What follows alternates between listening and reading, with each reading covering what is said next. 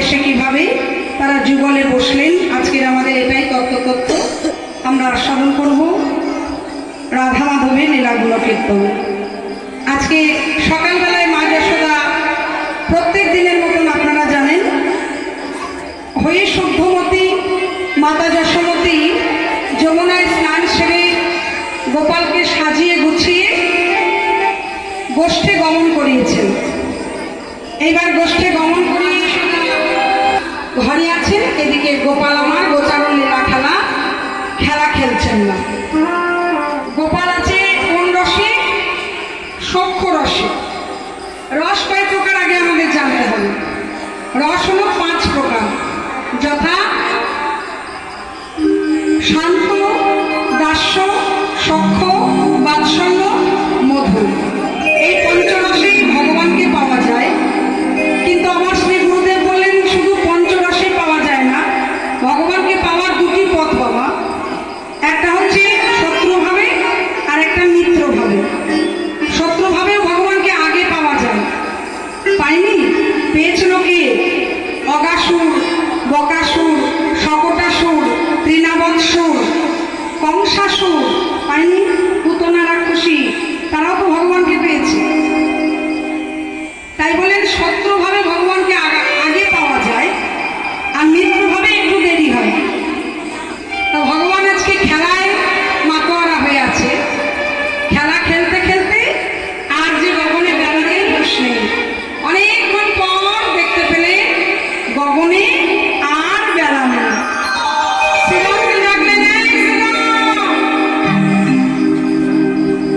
গোবিন্দের অনেকগুলো প্রিয় সখা, দ্বাদশ সখা তো আছেই।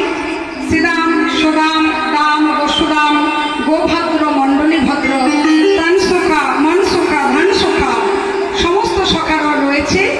তার মধ্যে প্রিয় সখা শ্রীরামকে ডাকলেন, শ্রীরাম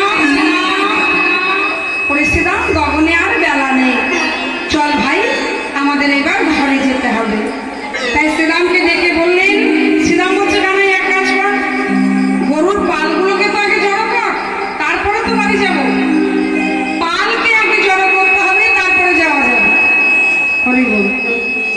তা পালকে আগে জড়ো কর, তুই এক কাজ কর, তোর ওই বেনু বাজিয়ে আগে পাল জড়ো কর, তারপরে ঘরে যাওয়া যাবে। তাই মহাজন এক পাশ থেকে দাঁড়িয়ে কলম দিয়ে বললেন, হরি শ্রীরাম, পালে জড়ো করো শ্রীরাম, সামনে গাও শ্রীরাম।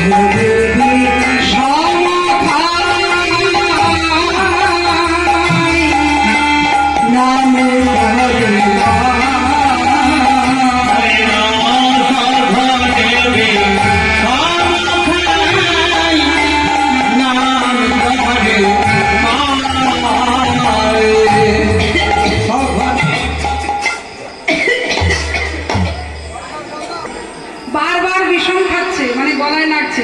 আপনাদের এখানে বিষম খায় তো বোঝেন? বিষম খেলে কি বলে?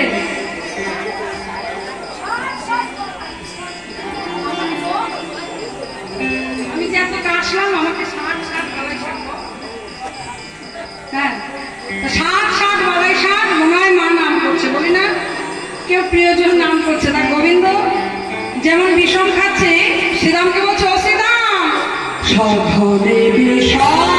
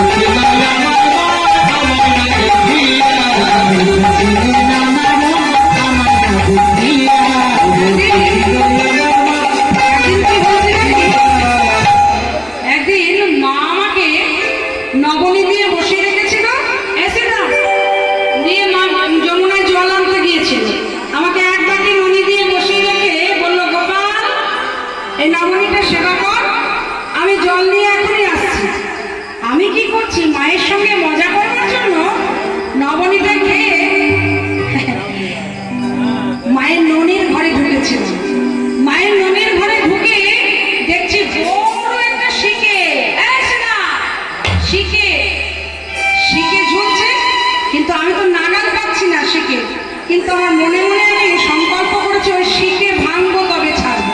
আমাকে মা একটুখানি ননি দেয় আর আমার পেট ভরে না, ওই শিখে ভাঙবো। এখন একটা উদুখালের ওপর শিখের নাগাল পাচ্ছি না, উদুখালের ওপর উদুখাল রেখে তাও দেখছি নাগাল পাচ্ছি না। শেষে মা যে মন্থন দণ্ড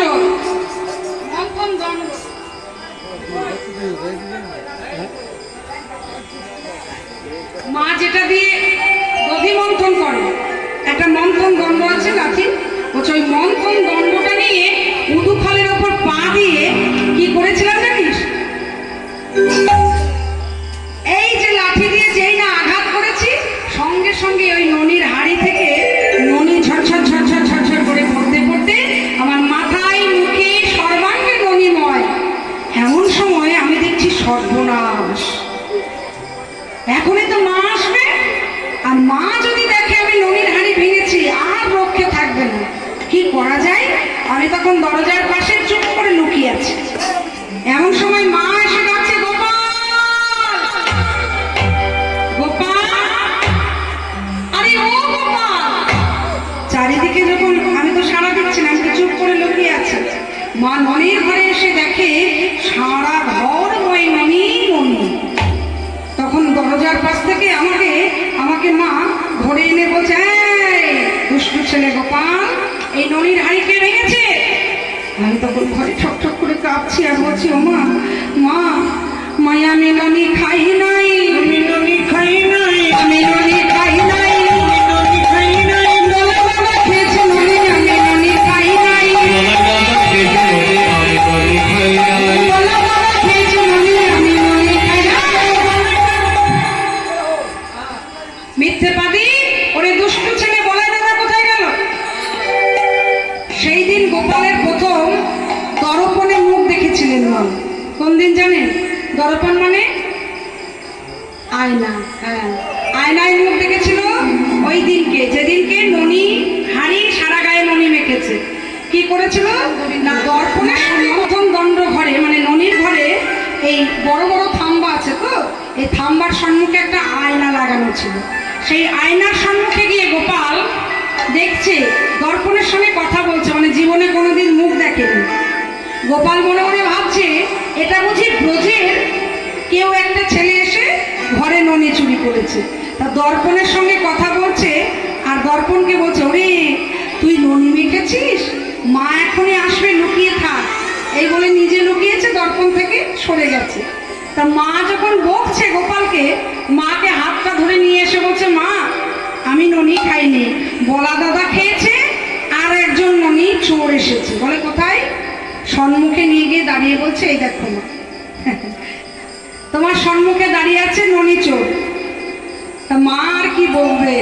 সেই দিন গোপালের ওই দুষ্টুমি দেখে মা যশোদা কি করেছে না, আরেকদিন লুকিয়েছিল গোপাল, সেই দিন মা আমার প্রায় মূর্ছা যান। তাই আজকে শ্রীরামকে বলছে, ওরে শ্রীরাম, একদিন নবনী খাইয়া ছিলাম লুকাইয়া, মরিতেছিলেন মাই আমার, আমায় না দেখে।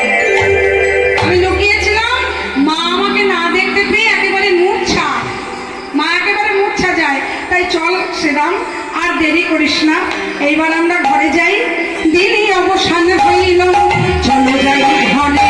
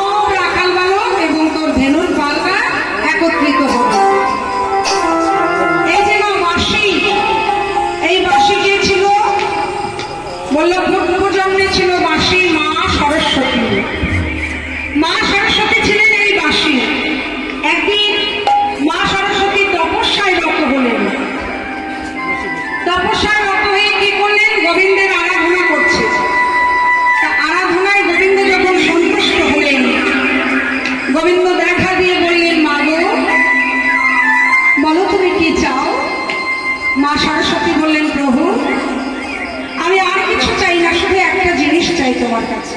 বললেন, বলো মা, তোমার তপস্যায় আমি সন্তুষ্ট হয়েছি। মা সরস্বতী বললেন, প্রভু আমি তোমার অধর অমৃত পান করতে চাই, অধর সুধা পেতে চাই। চলতি ভাষায় অধর সুধা মানে কি? চলতি ভাষায় আমরা যাকে বলি চুম্বন, আমরা যাকে বলি চুম্বন। গোবিন্দ বলেন, ওরে বাবা রে বাবা, বৃন্দাবন লীলায় একদিন করে চন্দ্রাবলীর কুঞ্জে যাব, রাধারানীর কুঞ্জে যেতে পারবো না, তার জন্য যে সর্বনাশ ঘটে যাবে। মানে মান লীলা হয়েছিল, মান লীলা আপনারা শুনেছেন, মান ভঞ্জন। তাই মান হয়েছিল কেন? চন্দ্রার কুঞ্জে একটা রাত্রি কাটিয়েছিল। তা গোবিন্দ বলছে, না না না না, ওসব চুম্বন টুম্বন আমার দ্বারা হবে না, কারণ একদিন মাত্র চন্দ্রার কুঞ্জে যাব, যার জন্য একেবারে সর্বনাশ ঘটে যাবে, রাধারানীর মান হবে। ভগবান তো জানেন কখন কোন লীলা হবে। তা সরস্বতী বললেন, না না পারবো না। মা সরস্বতী বললেন, তবে যদি না পারো তাহলে চলে যাও, আমার চাই না, তোমার কৃপা চাই না। গোবিন্দ বললেন, না না না মা, এ হতে পারে না, তুমি এত কষ্ট করে সাধনা করেছো, তোমার মনের বাসনা আমি পূর্ণ করব, তবে সরাসরি পারবো না। এক কাজ করো, তুমি বৃন্দাবনে হবে আমার হাতের বংশী। মা সরস্বতী হলো হাতের বাঁশি মা। তুমি বৃন্দাবনে হাতের বাঁশি হয়ে জন্ম নেবে, আর আমি তোমার এই বাঁশিতে সুর ঢেলে দেবো, মানে অধর সুতা ঢেলে দেবো, তুমি বদন ভরে পান করে নেবে। প্রেম সে বড় নিতাই গৌর হরি গৌর। তাই মা সরস্বতী হলেন গোবিন্দের হাতের বাঁশি। সেই বাঁশি এখনো বাজে, আজও বাজে, বৃন্দাবনের মাঝে। তাই তো মহাজন বললেন দেখো গো, বলি আজ সেই বৃন্দাবনে বাঁশি বাজে বাজে রে, আজ সেই বৃন্দাবনে বাঁশি বাজে বাজে রে, আজ সেই বৃন্দাবনে বাজে বাজে রে, আজ সেই বৃন্দাবনে বাঁশি বাজে বাজে রে। আমার বসে কানে মনে হাসি চলে বলে চলে, বাঁশি শোনে বলে বলে, ময়ূর নাচে রে, আজ সেই বৃন্দাবনে বাঁশি বাজে বাজে রে। আজ সে বৃন্দাবনে বাঁশি বাজে বাজে রে, আজ সে বৃন্দাবনে, আজ সে রাধারানী বাঁশি শুনে পাগলিনী, দুটি রাধারানী বাঁশি শুনে পাগলি,